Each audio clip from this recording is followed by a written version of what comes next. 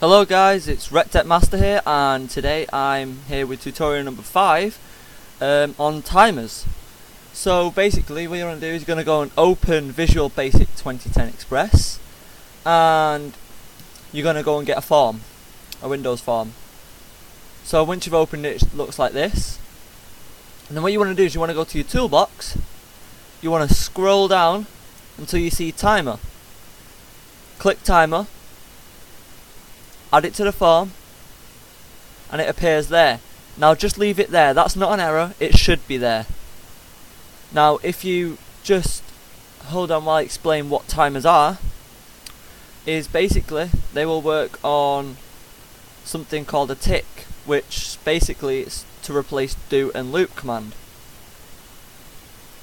So every time you start the timer, it'll just loop through what the code is inside it until you stop it.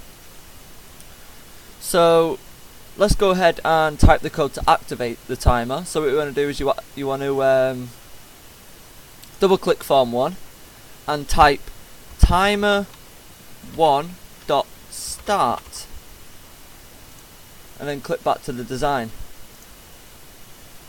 So now that's activated the timer. What we want to put in timer 1 will be determined on what we want to do for a certain amount of time, or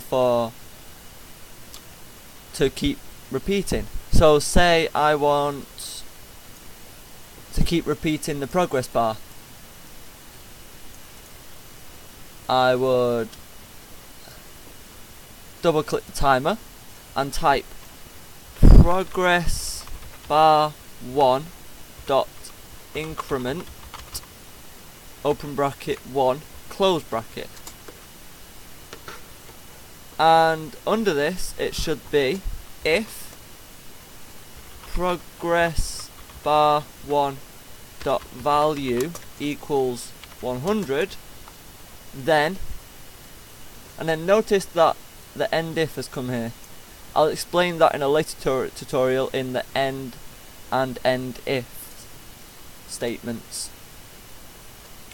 So if progress bar 1 dot value equals 100, then progress bar 1 dot progress bar 1 dot value equals 0. So basically give me a second.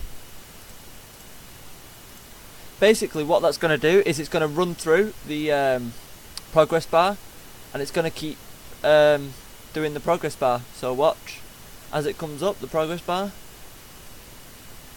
It should eventually, when it gets to 100, it'll restart.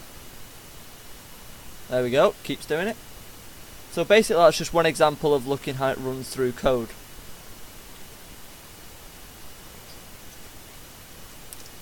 Timers can also be used to have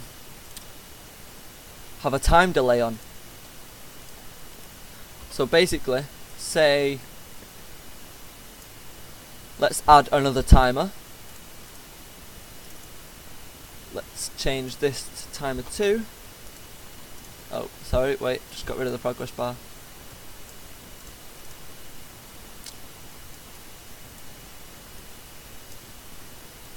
And what we want to put in timer 2, wait, no, sorry, that kind of messed up. So let's say we just want to put any random number, so I'm going to put 10, okay? I'm going to change the timer.interval to 1000. For every 1000 interval is 1 second. So it'll repeat itself every second. So obviously 500 will be half a second, and 100 will be a tenth of a second. So let's go ahead and type label 1 dot text minus equals 1. Now what that does is, see how the label is 10?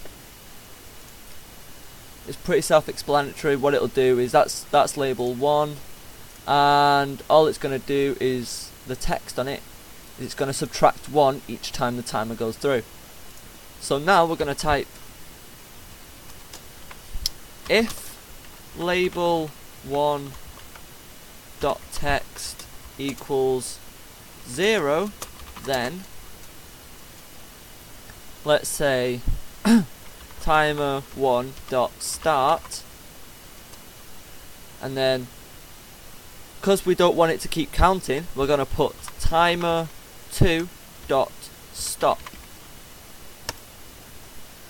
What that's going to do is when the label 1 reaches the text of 0, it's going to start timer 1, which is this, and it's going to stop timer 2, which is this.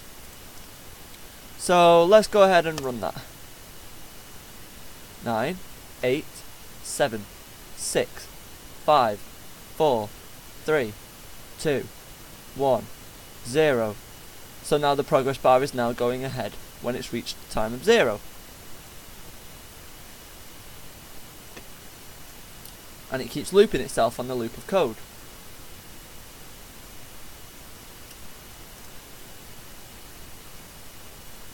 So that's all the code. We can also activate timers with buttons as well.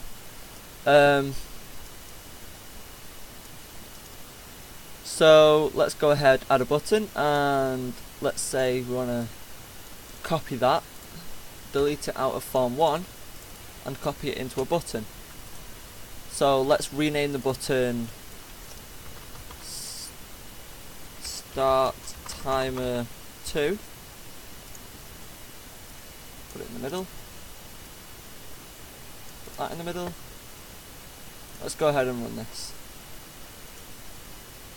Notice how the timer start when I clicked it? Well, that's because when a button's main function is click, obviously. So it's button 1 underscore click. So every time I click the button, timer 2 will start.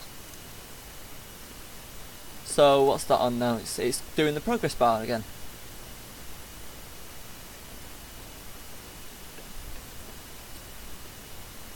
I'll do an advanced tutorial on timers later on in the series, but this has been Reck Master and tutorial number 5 on timers.